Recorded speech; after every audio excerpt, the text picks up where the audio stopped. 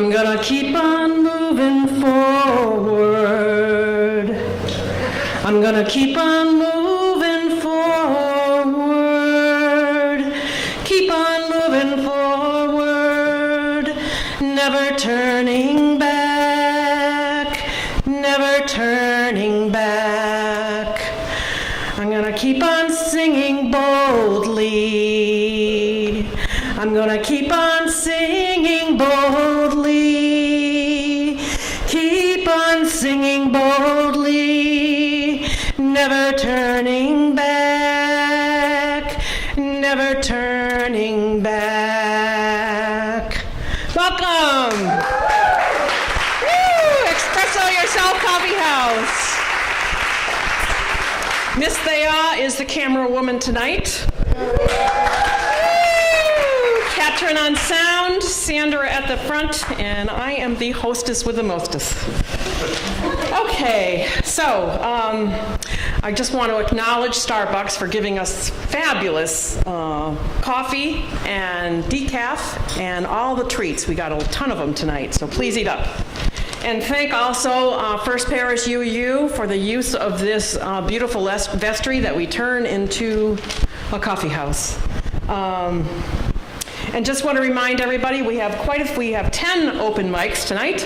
11. And open mic rules are 5 minutes to do story, song, music, however you choose. And let's see, I guess we will start. We will start with Linda Hovell.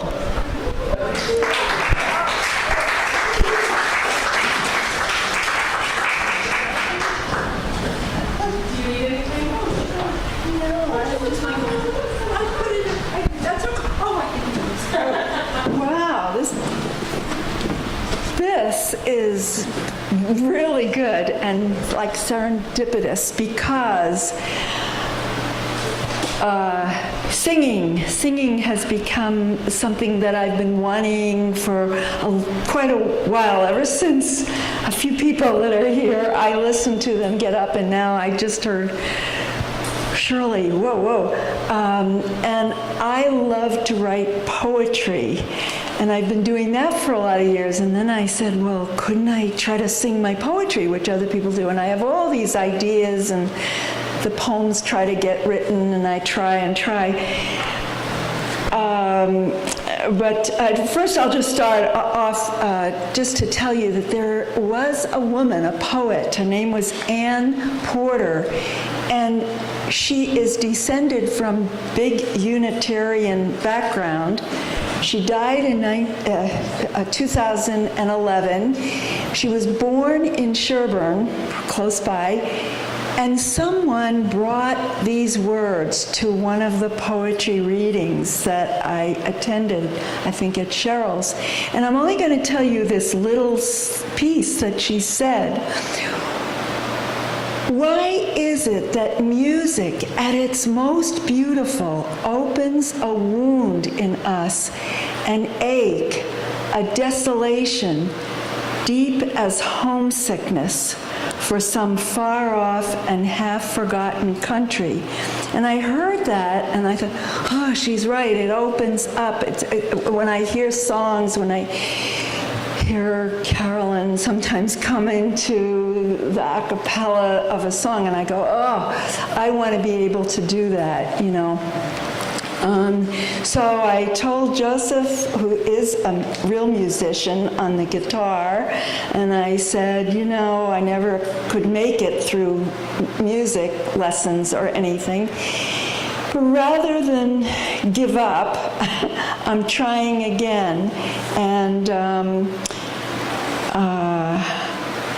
I just want to say to you all, I like to teach the world to sing in perfect poetry.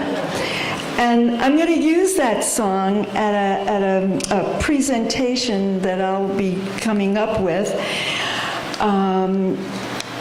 Let me see, and I think it's when Ann Porter wrote, and she died at 99 in 2011, when she said, "It brings up a desolation." It sure does.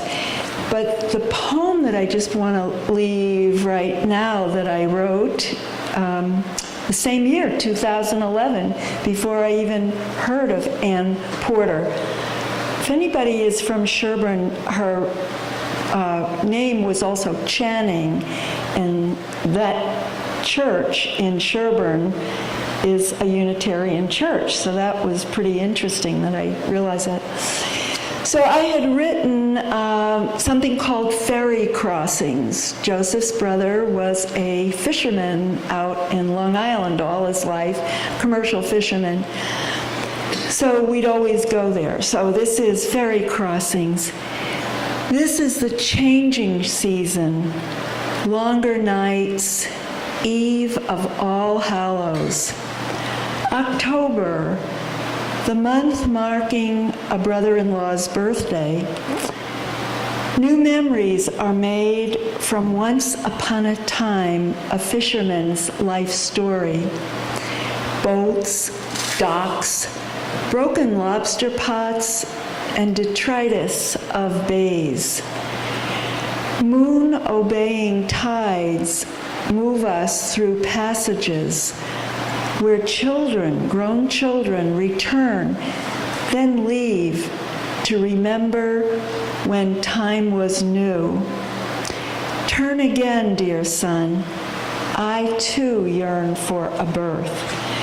So once I get really singing, I will try to get poems into songs too. Thank you for listening.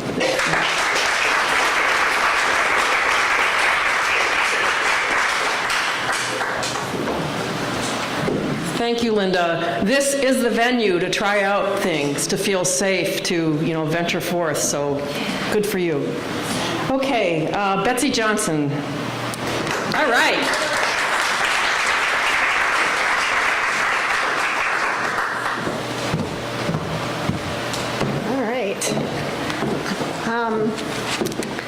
Hi everyone. This piece is in response to Donald Trump. It's called Home. No one leaves home unless home is the mouth of a shark. You only run for the border when you see the whole city running as well. No one leaves home unless home chases you, fire under feet, hot blood in your belly. It's not something you ever thought of doing until the blade burned threats into your neck, and even then you carried the anthem under your breath. You have to understand no one puts their children in a boat unless the water is safer than the land. No one spends days and nights in the stomach of a truck unless the miles traveled means something more than the journey. And no one wants to be pitied. No one chooses refugee camps or strip searches where your body is left aching, or prison because prison is safer than a city of fire. The go-home blacks, refugees, dirty immigrants, asylum seekers, sucking our country dry, niggers with their hands out, they smell strange, savage, messed up their country, and now they want to mess up ours. How do the words, the dirty looks, roll off their backs? Maybe because the blow is softer than a limb torn off, or the words are more tender, or the insults are easier to swallow than rubble, than bone, than your child's body in pieces. They want to go home, but home is the mouth of a shark. Home is the barrel of the gun, and no one would leave home unless home chased you to the shore. Unless home told you to quicken your legs, leave your clothes behind, crawl through the desert, wade through the oceans, drown, save, beg, forget pride. Your survival is important. No one leaves home until home is a sweaty voice in your ear saying, leave. Run away from me now. I don't know what I've become, but I know that anywhere is safer than here.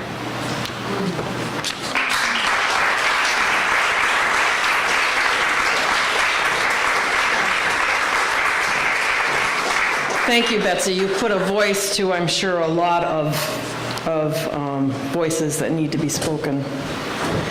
Erica, I know you came in late. Are you ready? Yeah. Where is Erica? Oh, there she is. Okay. This is Erica Andrews. Welcome.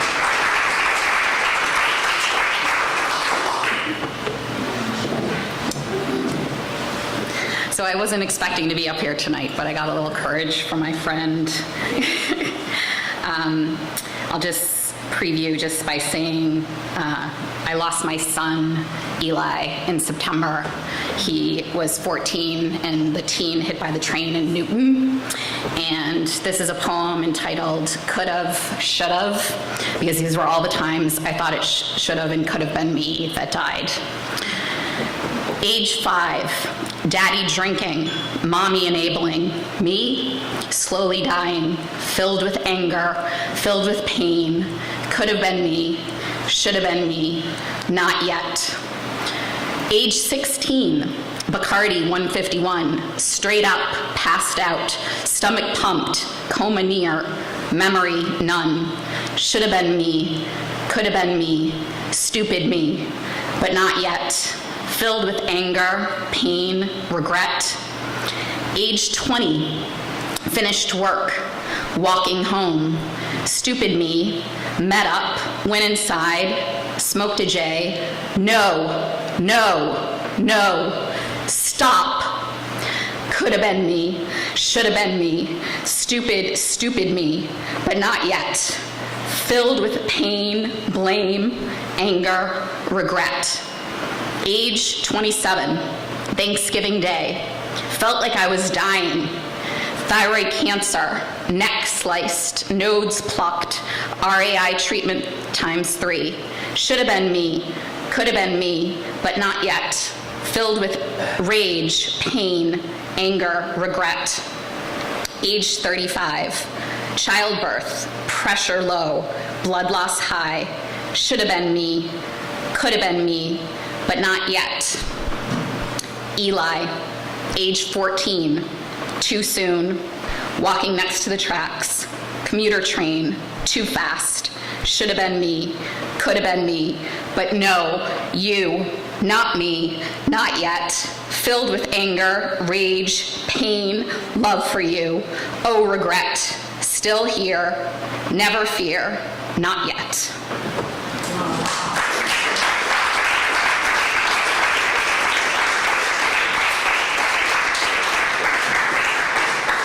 Erica, that took a tremendous amount of courage. I lost my daughter 3 years ago, so wow. Whew.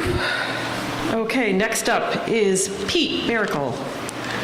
Pete is a musician that we met at the Black Box Theater in Mansfield, and he came. Yay. Okay, let's welcome Pete.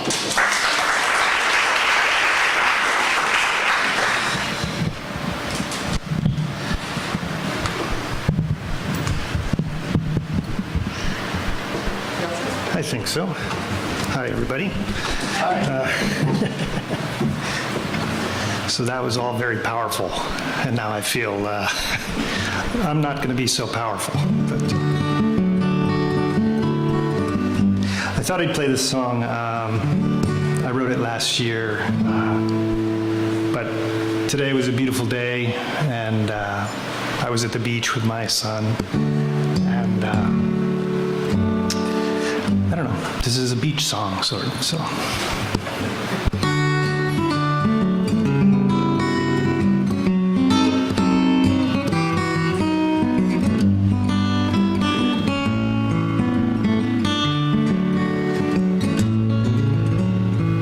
Children laughing down at the shore, the surf rolls in with a gentle roar, the pinball machines and funhouse screams fill the air. carnies leaning off to the side, under candy-striped awnings calling winner a prize. Balloons pop as someone tries a hand. When we're walking hand in hand down the boardwalk across the sand, well, life is better than I could have planned. And that's when I understand, darling, you're the only one for me. The clouds are drifting slowly by as we daydream, staring up at the sky. The carousel organ sings to passers-by.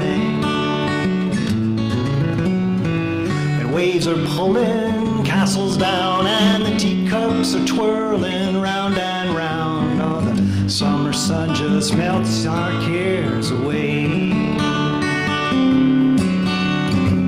When we're laying hand in hand, side by side on the summer sand, well, life is better than I could have planned. And that's when I understand, darling, you're the only one for me.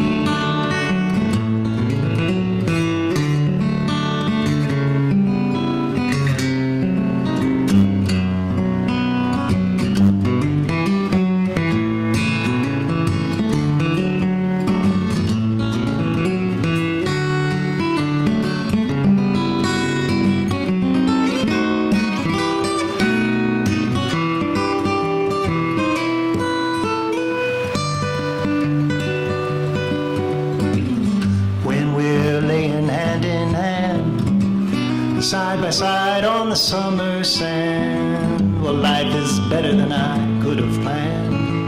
And that's when I understand, oh darling, you're the only one for me.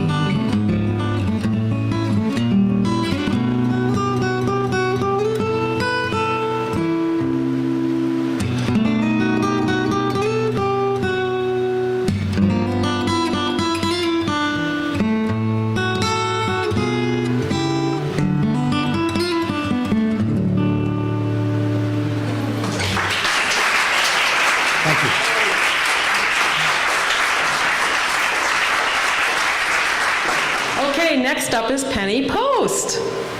Miss Penny Post, she's a regular.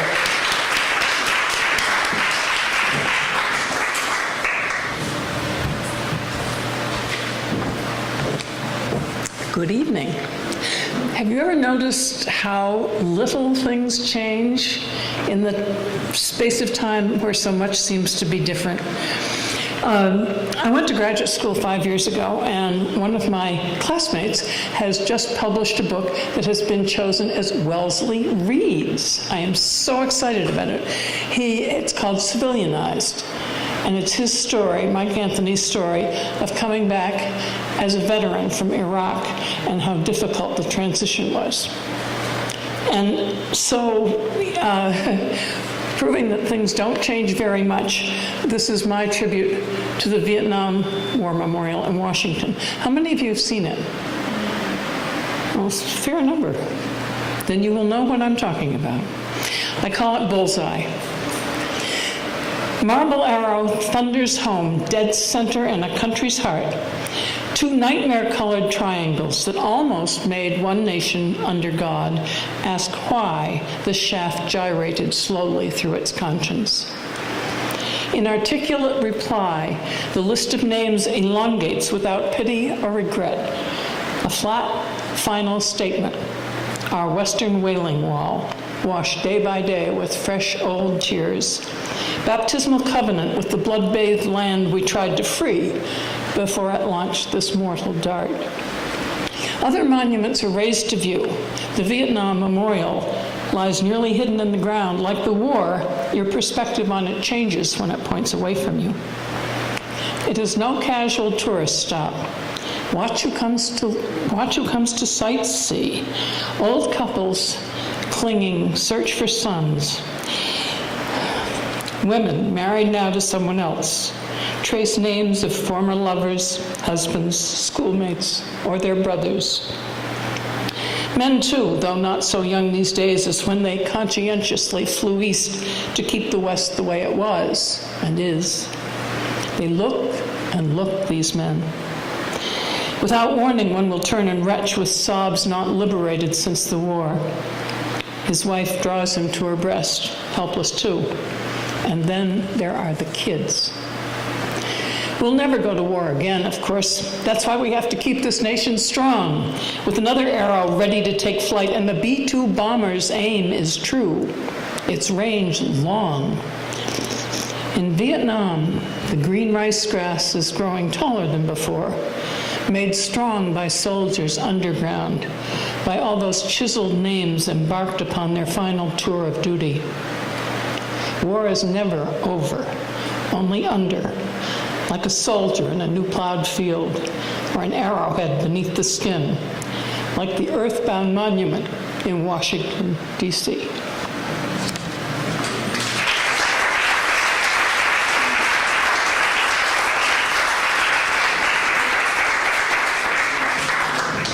Thank you, Penny, for that tribute. That's very important. Okay, up next we have Rudy. Where is Rudy? Oh, there he is. Let's give him a hand.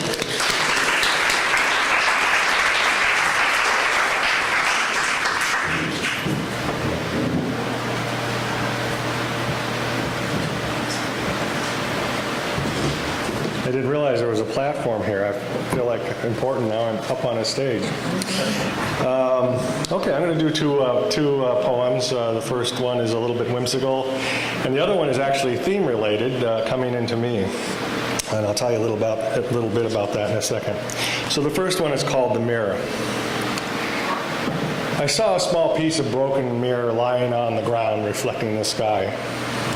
I walked around the fragment, fixing my gaze upon it, trying in vain to see all of the sky. Because, you know, sometimes you can see all of something in a mirror if you stand just right. I thought, so too is my view of the world. There are so many things I will never see, and I will wander around all my life, trying to see as much of it as I can. About the mirror, no, I'm not really that naive. I didn't really think I could see it all, the sky that is. It's just that sometimes it's fun to try to come as close as you can to doing what is impossible.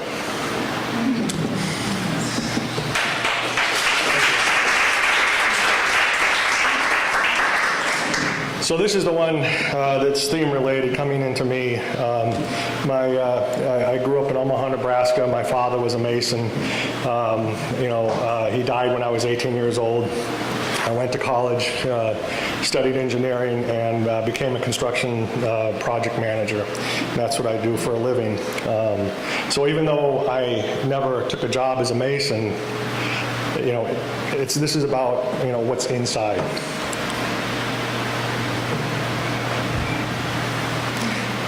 I'm holding a stone in my hands.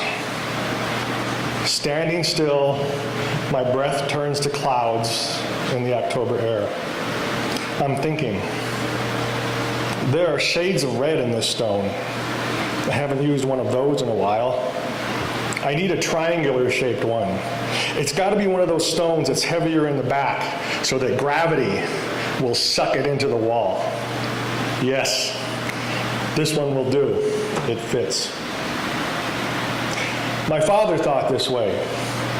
He must have. How else could we both build stone walls thousands of miles and decades apart? We never had this discussion. His wall was built before I was born. My wall was built after he died.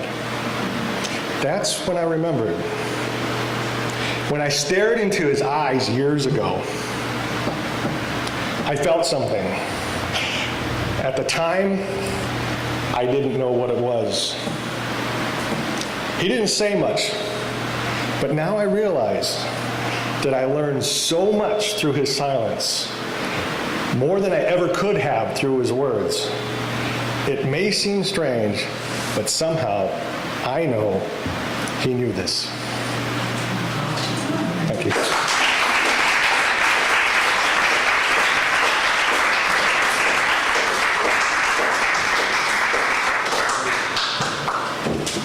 Thank you, Rudy. The presence of a stone wall, they stand as witnesses to us. It's really wonderful. Okay, I think, Rachel, is this your first time up here? Second. Come on up. Let's welcome Rachel.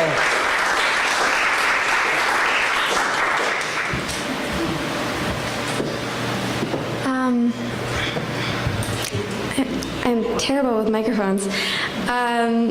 This is an older poem. It's a few years old, but it fits with the theme more or less. So rediscovered it today, and I thought I'd share it. Lover, play a game with me. Pretend that I will never win the Pulitzer. Let's say that all at once my ink runs dry, the neighbor's puppy buries all my pens, my tongue turns to lead and my heart to stone, and I never write again. And I will have nothing but these hands, their coffee stains, their wrinkles. These hands uncurled from pencils, uncalloused, these hands smoothed flat, like blank pages ready for kisses. Kiss them, until I remember that these hands have held smaller hands, cold faces, candles, that I have bitten these nails bloody, but they grow back tough. Say that I have screamed my throat raw, punched walls and chairs, once my mother, and sometimes myself. Tell me that I have cupped my palms around fragile things. Earthworms in 3 pieces, with flesh spilling through split skin like light through broken windows, and frogs to whom the touch of human skin is slow poison. Tell me that I tried to keep them safe, and failed. Remind me that these hands have scrubbed blood and piss and semen off white walls, that cleaning is a filthy business, and Lady Macbeth was right about the smell of blood. Don't say anything, but touch me until I remember that my hands have held yours. Kiss me until my hands shake the way they do when I can't put down my pen. I'm starting to learn that I don't have to write poetry to catch it on my tongue.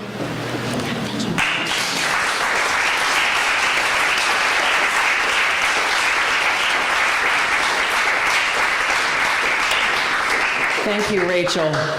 That was very powerful. And please come back. Okay, Con. We're going to have some music. This is Con Dowd. Welcome, welcome.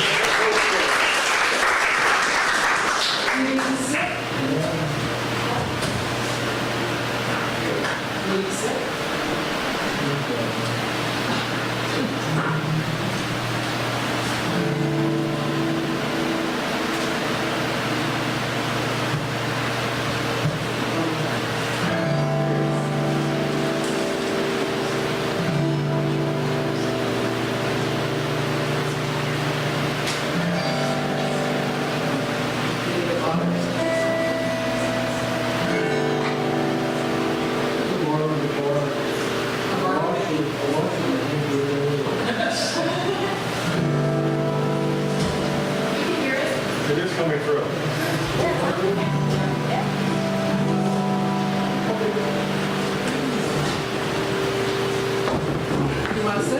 I'm going to take it standing up. I'm going to have to raise this a wee bit.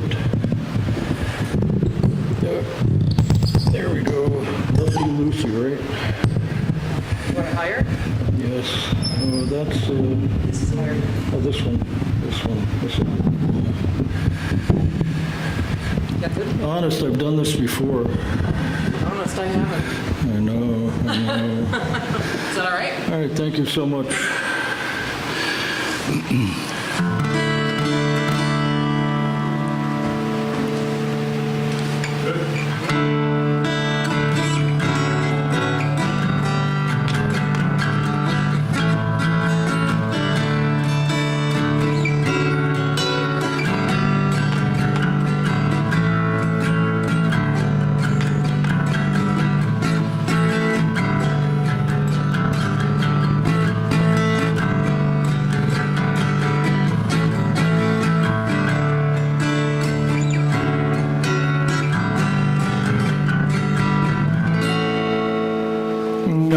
hole in my soul, my socket's always wet.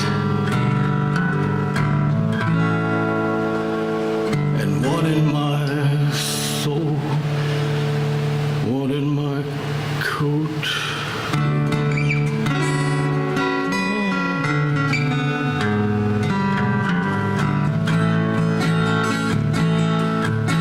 Got a hole in my soul, my fist is always wet. You'll hear the nails click on the pavement, or the cobbler's call, but the healing eludes me. Getting time on the sidewalk, the world is getting small.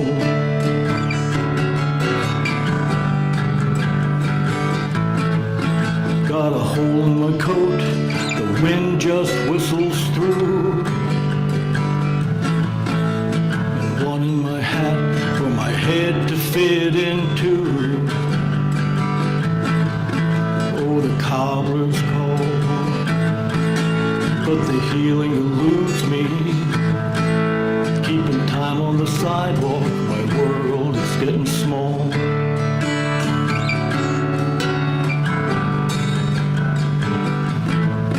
Someday, when my wheel gets round, yeah, I'll roll free and my spokes won't make a sound. Sun and clouds won't abuse me, light and dark won't confuse me. All the options included, and I'll be traveling tall. When my wheel gets round,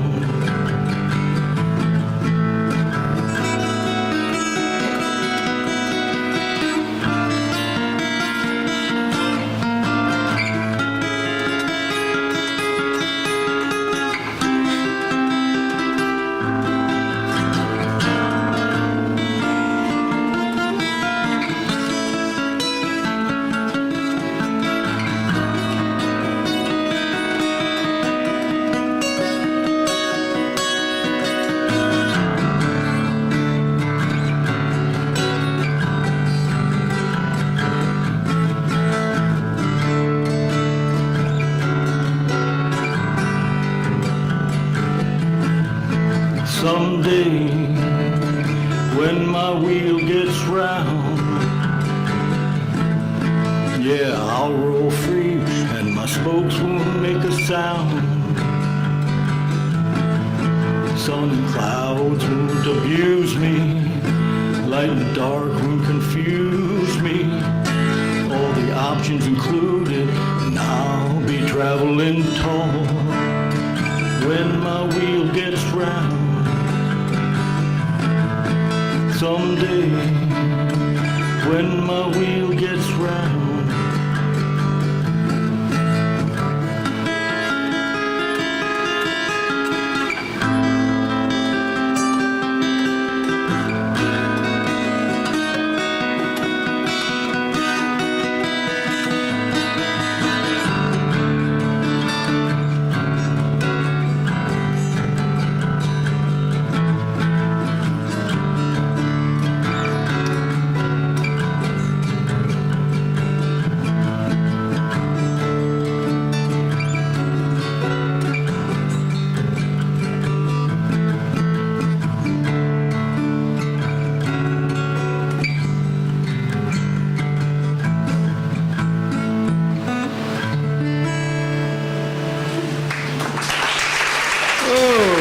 Thank you. You're too kind. Thank you.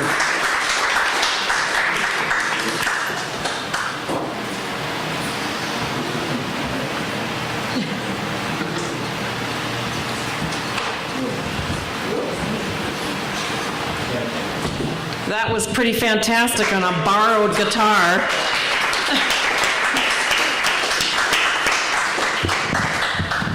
Okay, let me just get this down.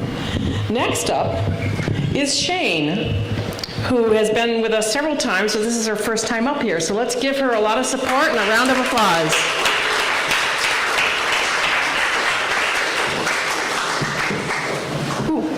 besides I write.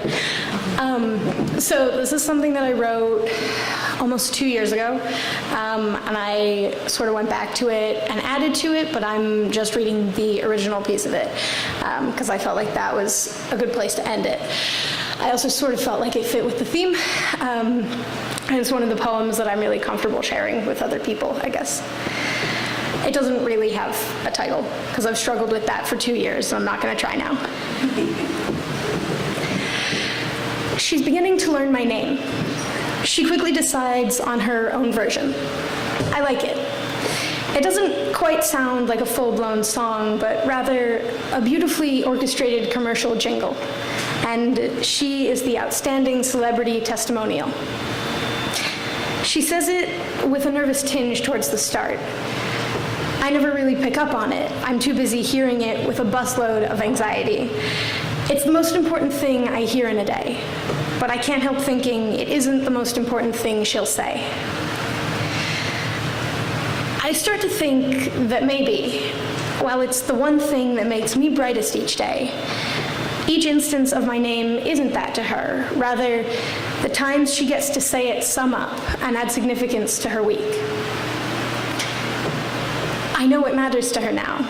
She's told me so herself, and I can't help but smile each time and I can't help but smile when I think about the fact that we're in the same boat each time we say each other's names.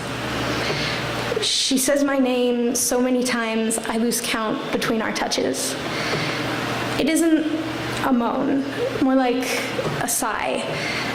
It makes me freeze. I know it will stay with me long after she will. She says it blithely, she says it playfully, she says it contentedly, seriously, mockingly, affectionately. I say it with love, but she has already gone deaf. She doesn't say my name for months. She barely hears me when I speak of her, to her. She doesn't want to listen. She lowers my volume. She knows if she does so, her weak ears will not be able to pick me out from the rest of the static she has left behind her. She says my full name with pursed lips from behind me. I freeze. I wonder if it was intentional. I haven't heard many people call me that recently, especially her. She never has. It still sounds melodic. She walks away before I can finish my sentence. I always share too much.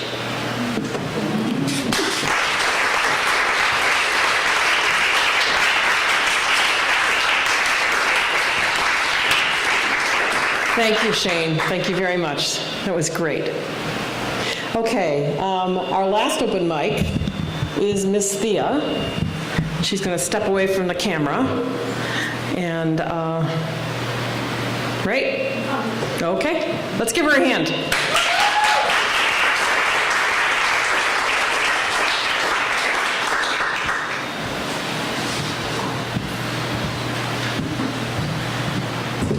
Thank you. It's very exciting to be here.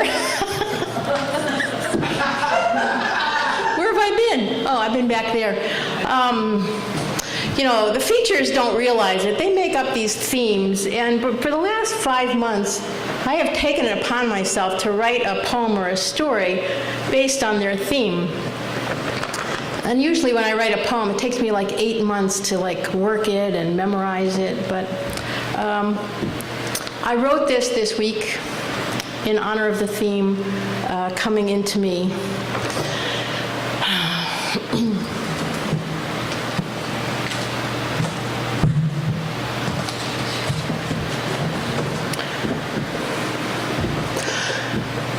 When I was in college, okay, I have to hold it, sorry. When I was in college, I thought to be the real me, I would have to come out.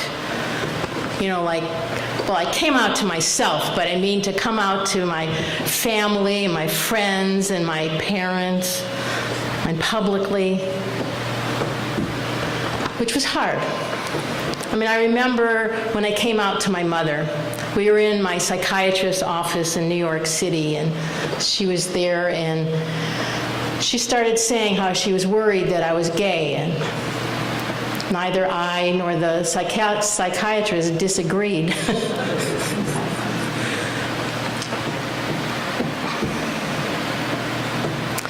Yeah, I remember sitting there listening to the street sounds, the traffic of New York City, the horns honking and the people yelling. And I was really amazed that the world hadn't ended, which I thought it would when my parents found out that I was gay. But it kept on going. And then I came out publicly. It was on my parents' 50th wedding anniversary. We were on a cruise. There was lots of friends and family and cousins and aunts and uncles. And I gave a little speech talking about how much I appreciated the support that my parents gave me. And I quoted a book that said, "Coming out has to be better for the soul than living one's life in various shades of invisibility." It wasn't such a big deal. I mean, it wasn't a big secret. I mean, I think like everybody knew. What was the big secret was that I drank. And I used alcohol in order to solve my problems. Although it didn't really solve my problems. And that night, I stood on the deck of the ship, and I was looking out over this beautiful moonlit Caribbean ocean. I had a glass of scotch in one hand and a cigarette in the other, and I was realizing that no amount of alcohol was going to fill this empty pit inside me. So when I got off the ship, I went to AA, and I never had another glass of scotch. So what is it that I am, the me of me, that I should do? So I became a poet. And in my first public performance, I read 3 poems.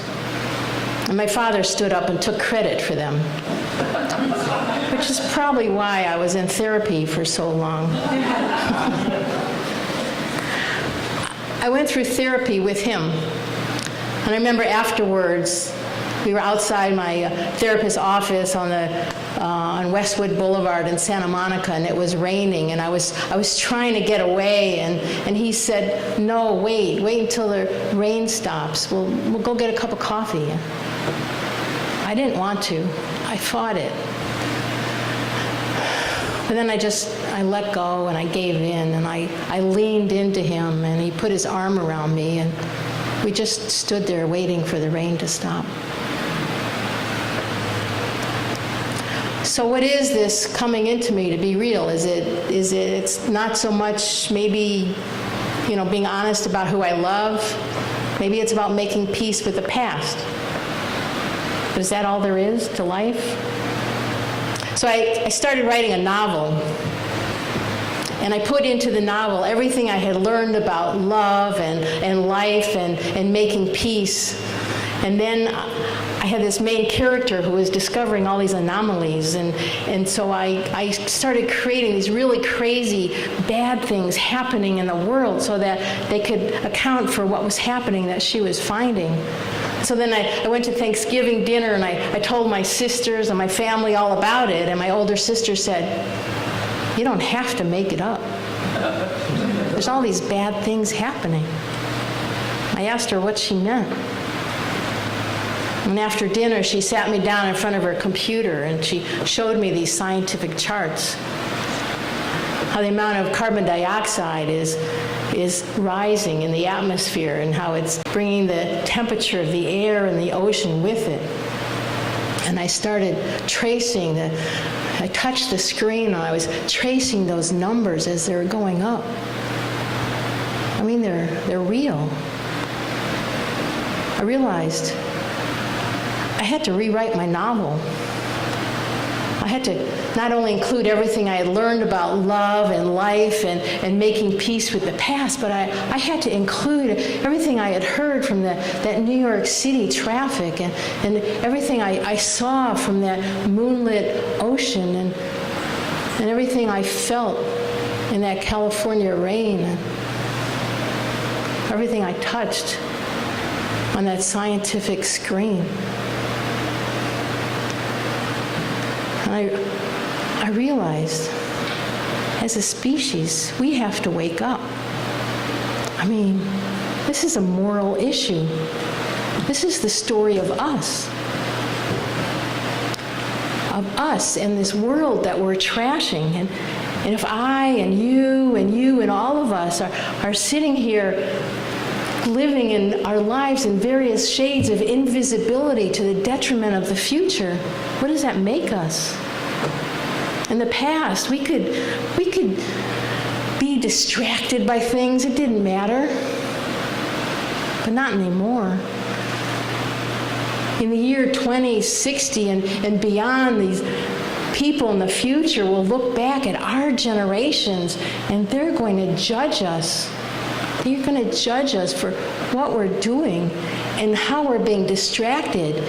And they're going to ask whether we became heroes and saved the environment so that they could live in peace. Or did we stay as part of the problem? Stay part of the problem so that we in the future are brought to a path of a living hell coming into me. Thank you.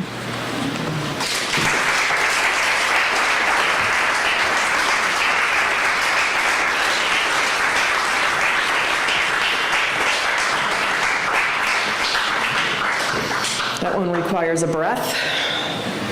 So we are going to take a break, but first I wanted to say everybody has on their seat or their table a card for the next Coffeehouse, August 26th, where we have a cast of women who are going to put on a musical that Theo wrote about how women got their rights in history, and it is fabulous, and we're expecting a big crowd. And so I want people to make note of it and to talk about it because it is very enjoyable, very entertaining, and always learning something. So we're going to take a few-minute break, get the music going, and then we'll be expecting Carolyn Waters, who's a wonderful, wonderful singer. Okay? I mean, to sing. I'm coming. She's already here. Carolyn Waters is a performing singer-songwriter who fuses blues, roots, folk, and other music genres into a unique, unforgettable blend of songs and sounds. She can belt out barrelhouse and juke joint blues or fuse them with a pinch of gospel and roots. Carolyn has been featured in the Boston Blues Society's Ladies of the Blues events, sharing the stage with the late, great Shirley, Regal Queen of the Blues, Lewis, Lydia Warren, Lisa Marie, and Diane Blue, to name a few. She has performed at the Homegrown Coffeehouse, the Harvest Jazz and Blues Festival, Serendipity, Beatniks, and many other venues in New England, New York, Maryland, and Virginia. Carolyn Waters is a force of nature. Some people are simply created to sing and bless those who listen. Carolyn is one of those people. We are very lucky to have her with us tonight. Please give her a warm, warm welcome.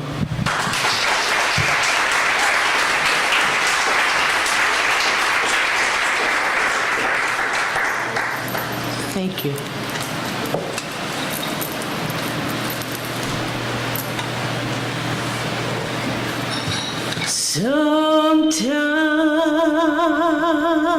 Sometimes I feel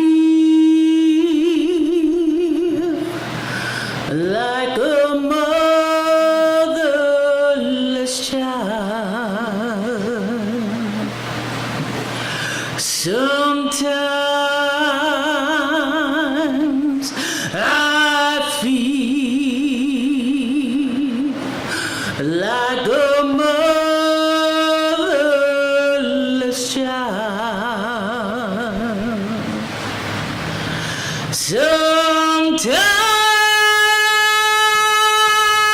Sometimes I feel like a motherless child. So far away from my home.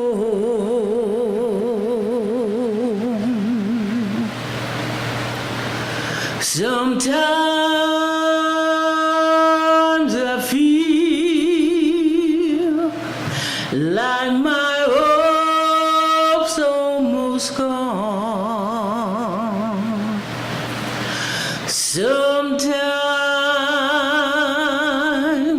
I feel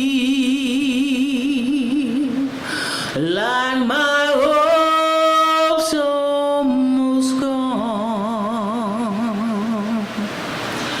Sometimes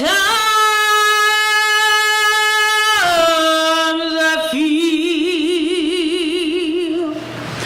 like my hope's almost gone, leaving me way back from my home.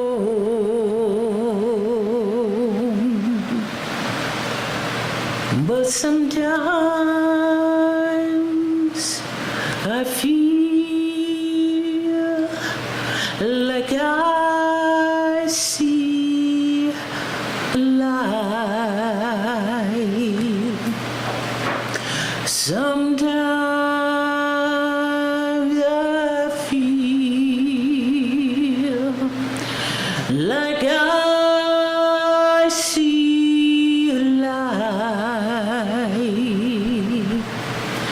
Sometimes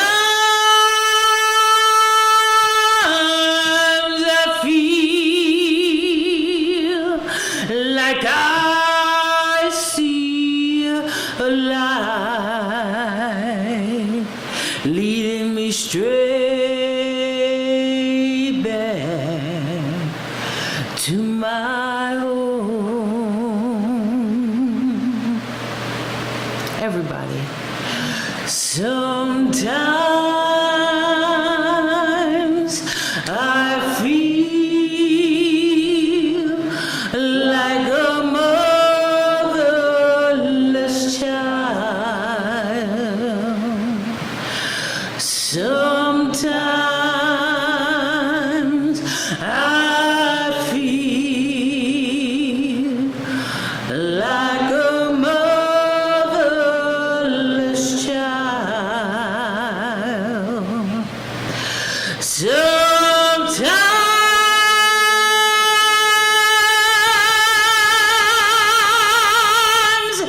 I feel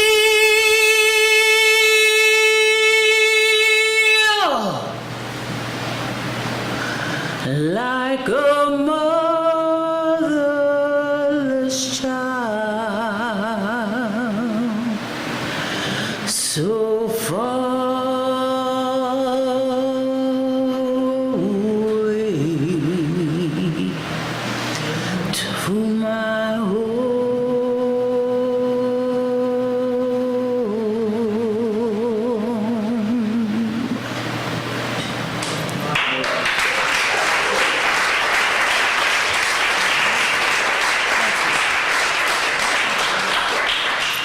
Thank you. I often open shows with that song because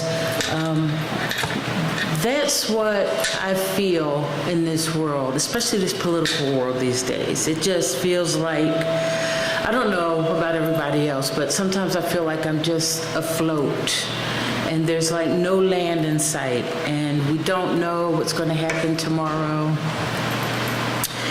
And so it sort of grounds me and centers me. And it was going to be usually a story connected to that, that I usually tell about myself and sort of how I found my way to my voice that was taken from me when I was a child, from people who were heartless and unknowing and teased me about my voice. Often told me I couldn't sing, I sounded horrible at family dinners. And so it took my voice from me, and it took a long way for me to find my way back to my voice. And I was going to tell more of that story, but then something happened today. I built a drum. I I went to a workshop where we were going to build our own drums. And this was weeks in coming, and we sort of picked out our own skins and we ordered them. Mine was elk, had a very good story behind it. And I went into this workshop, and from the very beginning, from the moment I sat down in front of my beautiful skin, it became the most frustrating experience, I think, in my life. We had to poke 32 holes in this skin, and it took me 15 minutes to poke my first hole. So we started there. And then we had to work with deer lining and string in order to bring the drum around the frame. And it was yards and yards and yards of this stuff. And it got knotted, and you had to keep it wet. And I got to where I thought I finished it the first time. I was wrong. So I got to almost the very last stitch, and the facilitator came to me and said, "This is not right." And she quickly took apart half of it. And I'm saying, okay, all right. Sometimes we do that in life, right? We think we're almost finished, and we have to back up. And so, again, I stitched it all up, got to the very last stitch, pulled it, and it broke. And the facilitator came over and she said, "Well, this has broken in a very unfortunate place. You have to start completely over." And I sort of looked at her first like, "You're joking with me, right? Please tell me this is a joke." But no. And so she definitely ripped the whole thing apart. So I was sitting there with skin and frame, once again, starting over. Now, if anybody sort of knows me and knows my personality, I'm not going to let this win. So I start again. But it's getting later, and it's getting later, and I'm determined. The facilitator came up and she said, "Let me help you. I can do this for you." And I said, "No, the point of this is for me to make my own drum." And so forward and forward I went. And then I realized, this is silly. This is silly. In this life, we need people sometimes. So I invited the person sitting next to me who said, "I will help you with this." And so she joined in. And the facilitator came over, and she joined in. And pretty soon we got it to a place where I just had to add in the last few stitches, and I had myself a drum. But this reminded me of coming into me, because this so very much reminds me of my life. First of all, so very frustrating. And so many times I'm on that road where I think I'm there to a place, only to be told, "No, you're not there yet. You got to start over." And I do. And again, I'm told, "You got to start over." And I do. And then I am reminded along the way that we don't have to do these things by ourselves in this world. And I think, when I think of my story of coming into me, I really don't want to dwell on the frustrations. I want to dwell on the community that got me here. And it's a fabulous community, many of whom I see around this room right now. So that's my story of coming into me, rather than, talking about how my Aunt Mary, and I will talk about her for a second, because she had this voice and she would say, "Carol, I can't believe you opened your mouth. I walked by your bedroom and I don't know how you can open your mouth to sing." Yeah, I only wish she was here today so I could say, I dared Aunt Mary because I could. Yeah. But I found my voice. And I started to sing. I'm sort of learning this instrument here, but one of the things that I found my voice in was I wanted to say something about this world once I really found my voice. This is one of my latest songs. One of the things that has disturbed me recently in the news is all the police shootings in our communities. Our young guys, our young boys, and now our women are just going down, falling down.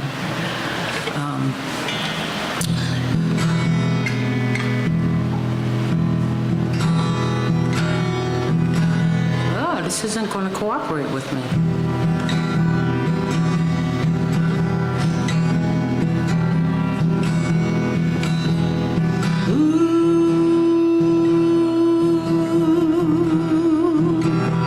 All right, I'm sorry. I'm going to have to... I tune in the middle of the show because I care. I really do. But while I'm doing this, I will sing a song that I was sort of leaving towards the for the end of the show.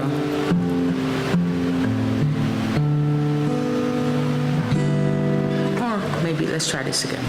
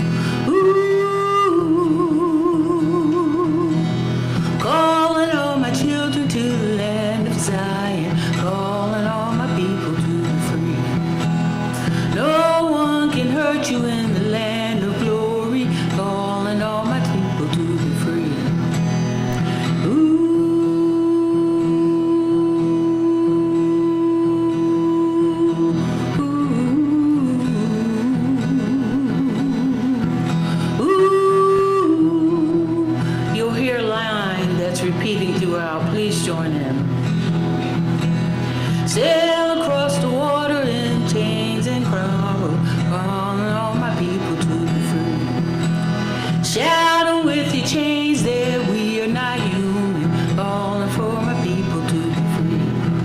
As we sail,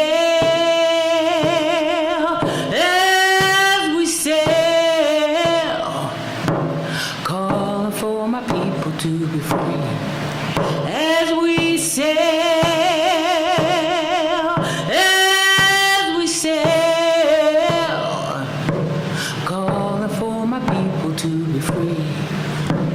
no one can hurt you in the land of glory, calling for my people to be free.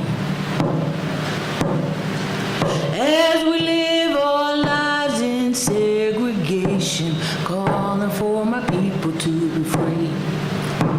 Calling with your ropes that we are not human, calling for my people to be free. As we hung,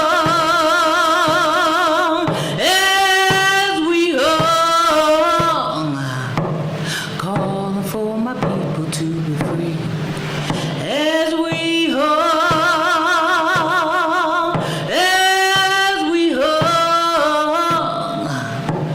calling for my people to be free. No one can hurt us in this land of glory, calling for my people to be free. As we shout on the street with people with badges, calling for my people to be free. Shouting with your bullets that we are not human. calling for our people to be free. As we die, calling for my people to be free. As we die,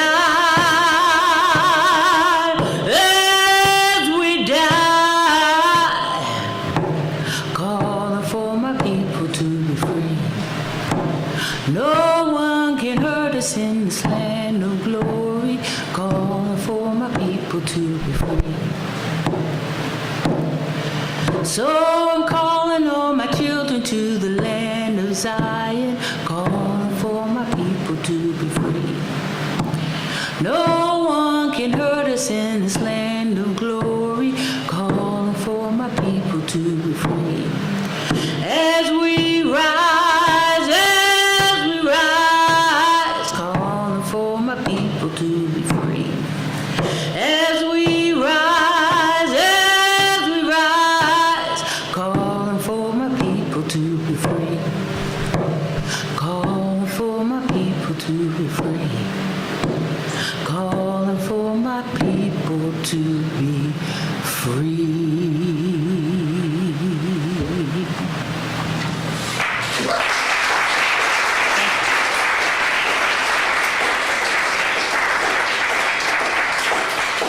So while I do this next one, I'm going to embarrass him a little bit, and I'm going to call my beau up. Yes, that would be you. It's almost like a couple of years now. You should know that would be you. And I'm going to ask you to tune this for me while I do my next song, if you don't mind. Yeah, well, thank you. I'll go to my first instrument. So before I went on this journey with the guitar, I sang a cappella, or I used this little thing here. For this next song, sometimes we write from song prompts. And I accidentally accepted two very close together. And I'm not really that fast of a songwriter. So I figured I needed to find a way to merge these two things together into one song. And the prompts were brown shoes and autumn leaves. And this is what I came up with. Gonna leave my big old easy chair, put on my old brown boots, go out to kick some autumn leaves, 'cause there's nothing more I'd rather do, 'cause it's time. I heard that songbirds cry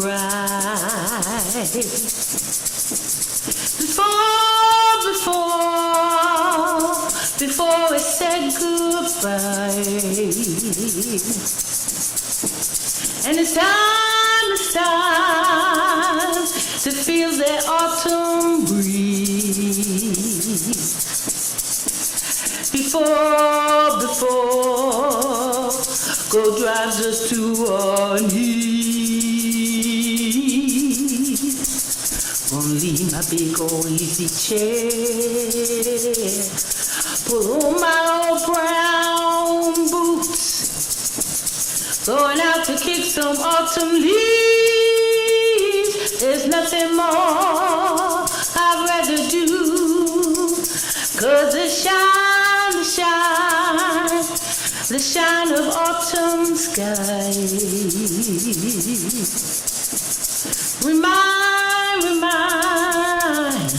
remind me of your eyes. Then I smile when I look upon your face. It takes me to a new exciting place. Gonna leave my big old easy chair, pull on my old brown boots, going out to get some autumn leaves. There's nothing more I'd rather do with you, with you, with you. Ooh.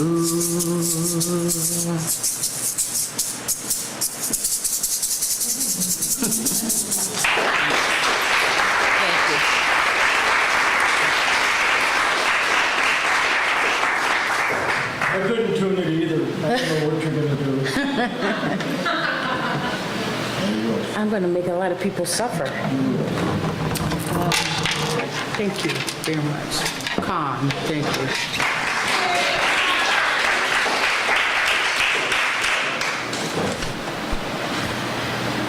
Tell me who's ever riding. Tell me who's there riding.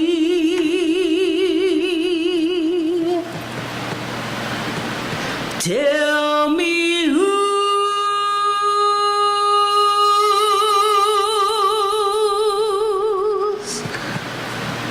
there riding.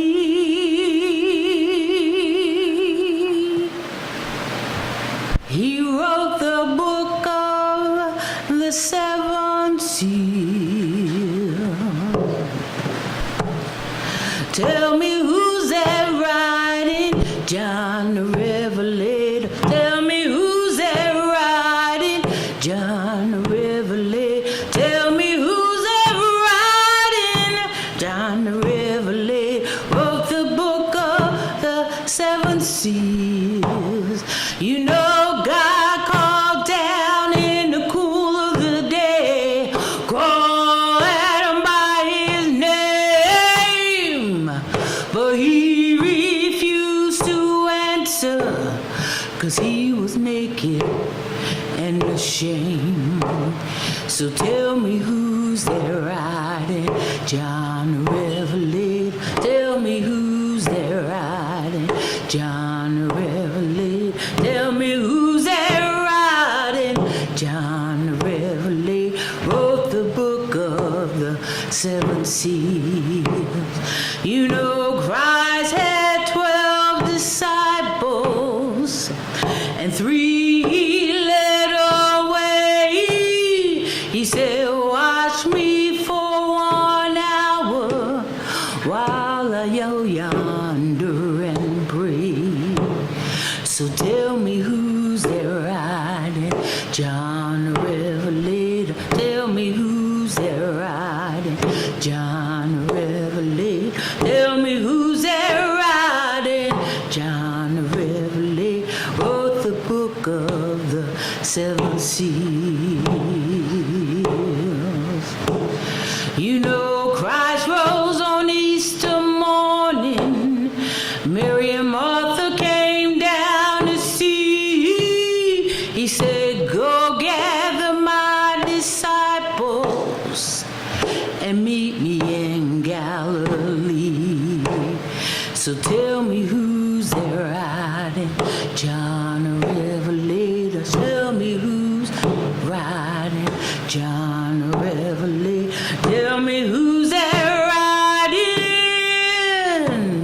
He wrote the book of the seven seals.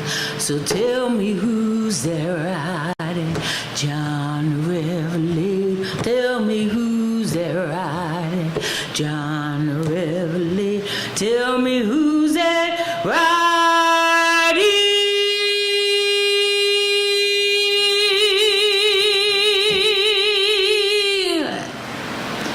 John the Revelator. Wrote the book of the seven seals.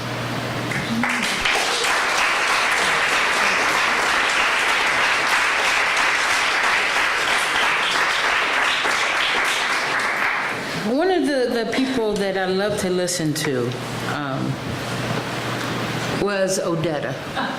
Yeah, she was one of my favorites, still is, even though she's gone. And she did this song, and I like to do it because she did it, and also it's a song that we can all sing along to. So we're gonna do the chorus first, and then we'll do the song, but the chorus is always for us together. It's called He Had a Long Chain On. He had a long chain on. He had a long chain on. He had a long chain on. He had a long chain on. Let's all try that together. He had a long chain on. He had a long chain on. He had a long chain on. He had a long chain on.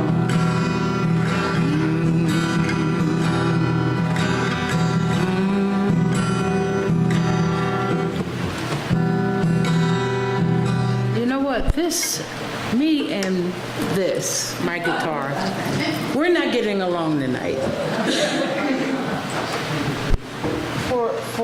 You know what? It's made out of graphite, so you can't even burn it. I want to burn it. But Carolyn, please bring guitars, maybe you can have some help with it. Yes. Your speech guitar. May I? I think it might be time for new strings, but we are definitely not getting along.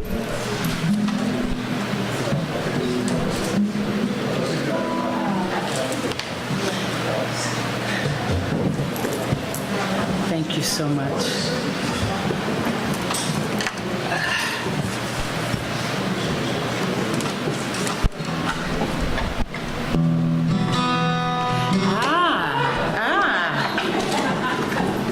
Okay.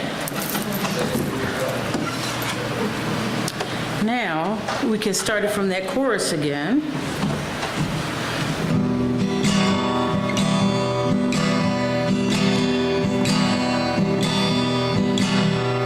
He had a long chain on. He had a long chain on. He had a long chain on. He had a long chain on, yeah.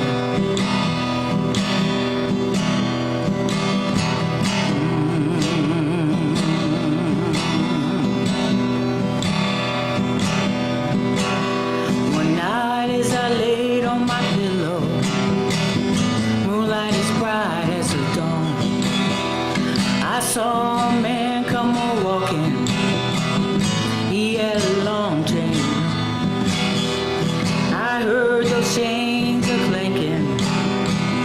It made a mournful sound, rattled around his body. He had a long chain on. He had a long chain on. He had a long chain on. He had a long chain on. He had a long chain on.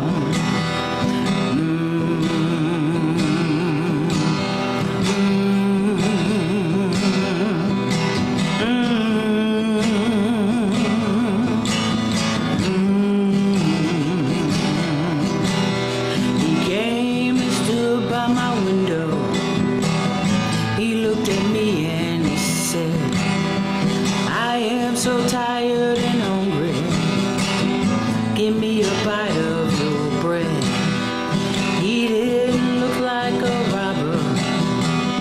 He didn't look like a thief.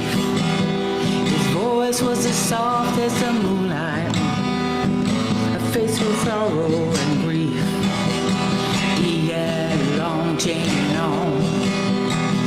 He had a long chain on. He had a long chain on. He had a long chain on.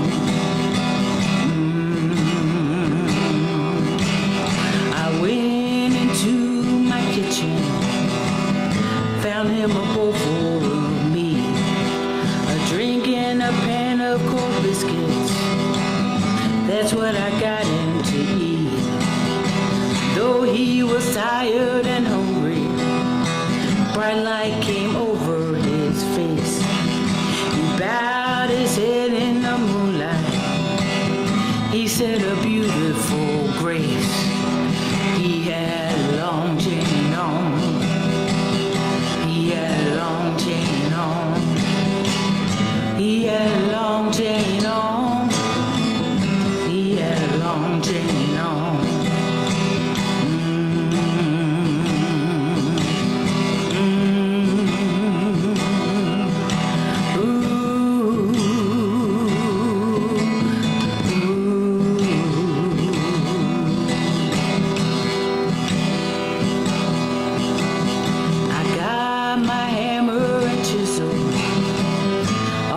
Set him free.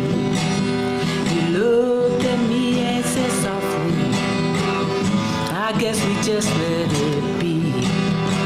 When he had finished his supper, he thanked me again and again. Though it's been years since I saw him, I still hear him rattling those chains. He had a long chain on. He had a long chain on. He had a long chain on. He had a long chain on. He had a long chain on. He had a long chain on. He had a long chain on. He had a long chain on.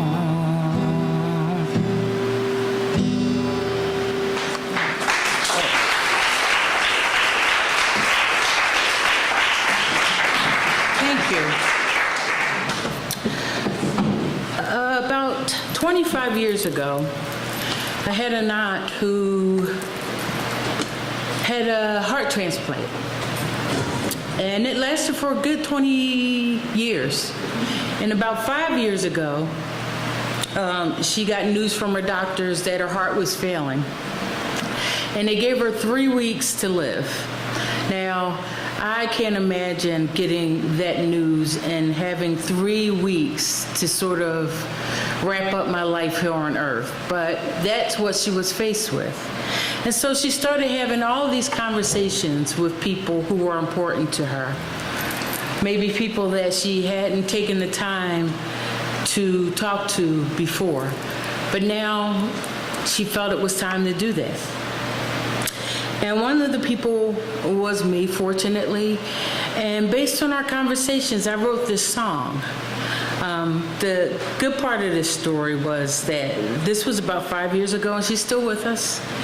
She's still running around doing her thing. Thank you. Yeah. So doctors aren't always right, but we had great conversations, and this song is called Will I Make It Home? Have I lived a good life? Have I fought the good fight? Will I be forgiven for my sins? Have I lived the good book when he takes that long look? When I reach those gates, will I get in? Will I be free of pain? Will I come back again? Will I ride slowly in my grave? In my grave. Will I make it home? Will I make it home? Will I make it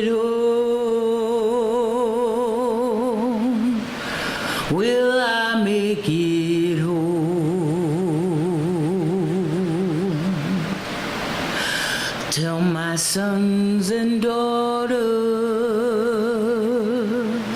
as I cross the waters. Though I made mistakes, I still love them so. I never took the time through years I can't unwind to reflect on hurt I sometimes so. Don't wait till it's your time to free your heart, your mind. Hear the ones that matter melt their pain, melt their pain.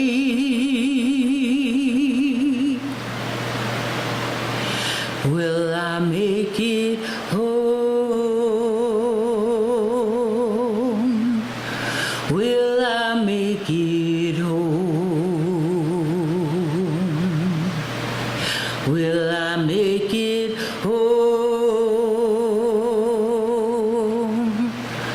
Will I make it home? Will I make it home?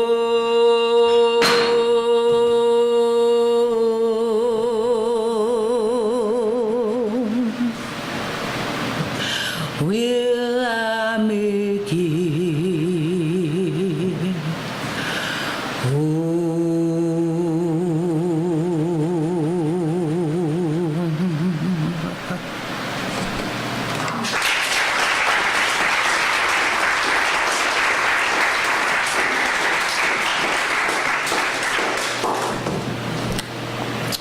Thank you. This next song I wrote in this last campaign season. Specifically, I remember the moment I got the first verse, the first thing that I wanted to say. It was during the second presidential debate. Everybody, and the stuff that I was seeing before me was so just ridiculous that I said to myself, oh, God, save us. And that was really what I wanted to say. Somebody has to save us. And so this song came, at least for me, it was one of the good things that came out of this last campaign season. Just a wish of what I would like to see more in the world.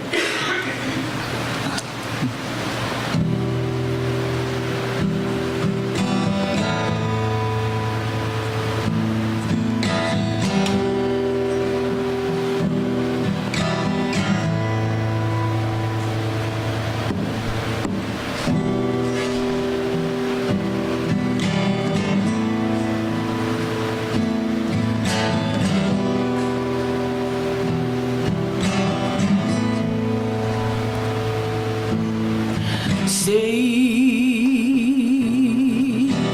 us, come on and save us. Save us, come on and save us in this world.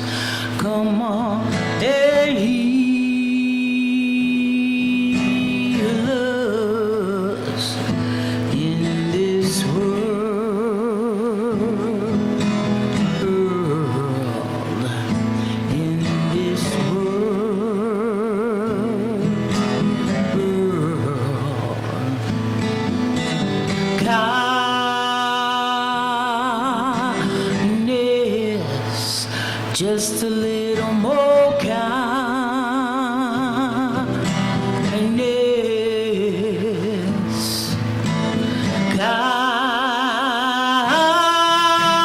Kindness, just a little more kindness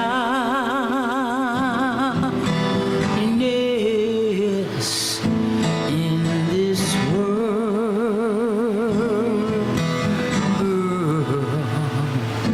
in this world,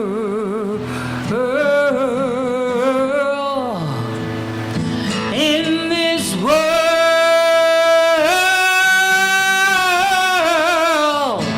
in this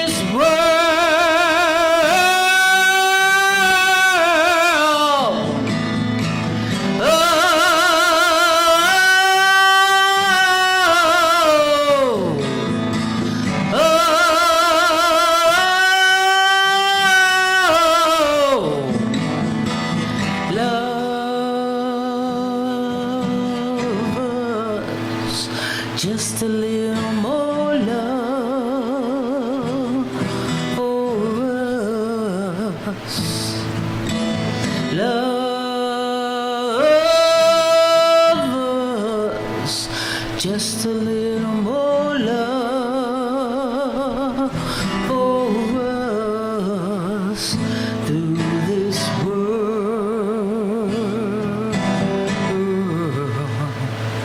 through this world, through this world,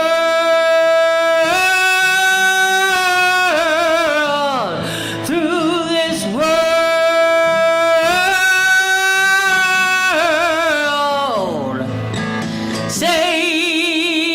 Save us, heal us, just a little more kindness.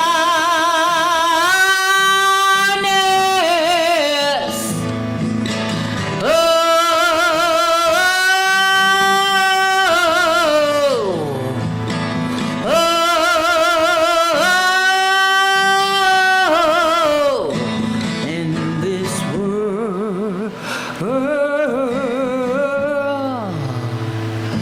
in this world.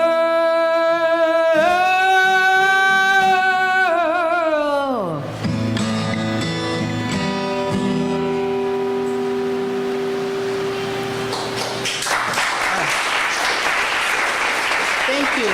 Thank you very much for listening this evening and putting up with my guitar issues. I have one more for you. And this one is sort of like about love. Not sort of like, it's about love. And it's about waiting. Oh, that's fine. So, waiting, and not sure that it's going to come. It's going to come around that corner.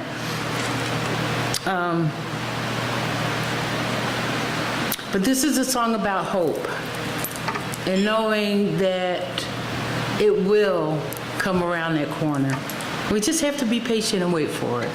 It's called I Still Believe You're Home.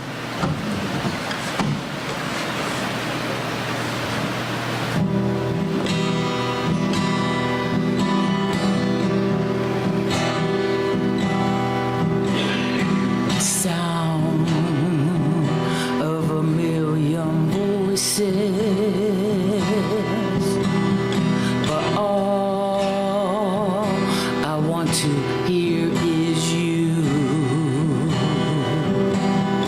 The breeze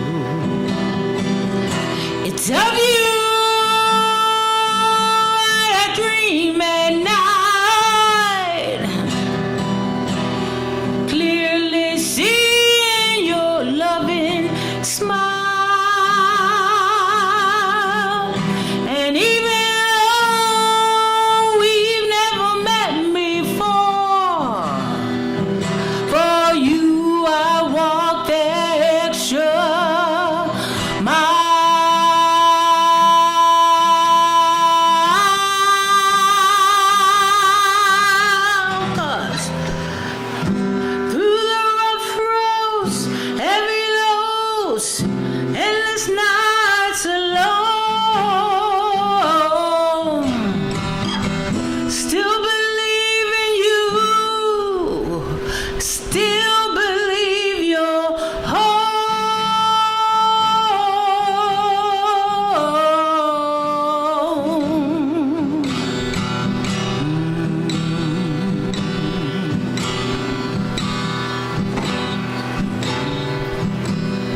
A million seconds tick on by, marking the hours from the day. A million times I reach for you, trusting you're closer every day. I know you, and I feel your touch. We'll know the outline of your face. You'll take from me my heavy load, and you'll be love's saving grace.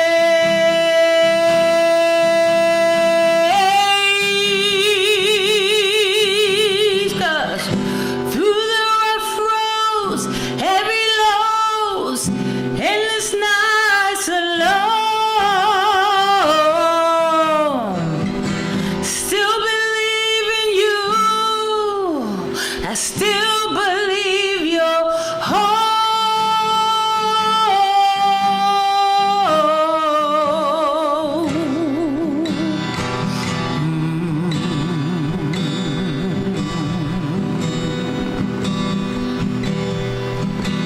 Cause through the rough roads, heavy lows, endless nights alone,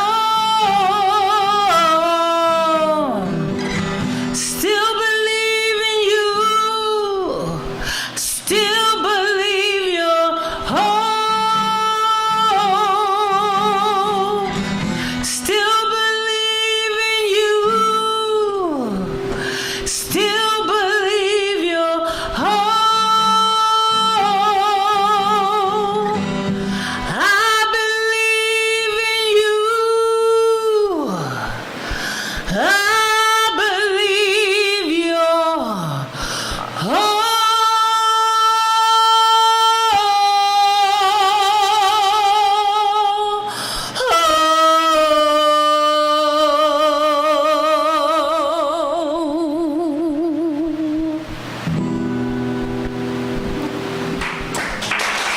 Thank you. Thank you very much. Thank you. Thank you.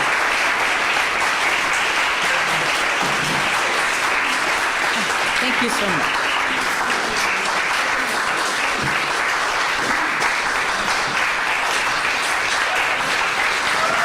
Thank you, Carolyn, for finding your voice. Deep resonance. Thank you, thank you. So be sure, everybody, to travel safe when you go home. But next month, let me remind you about We Did It For You. What?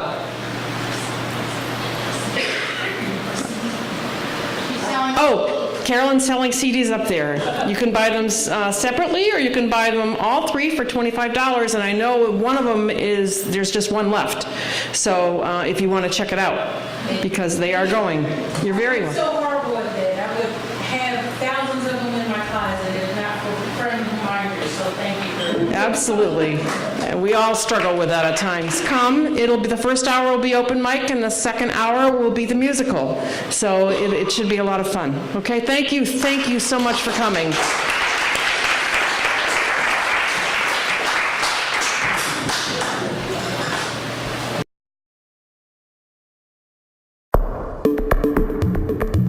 The preceding was a production of Medfield TV.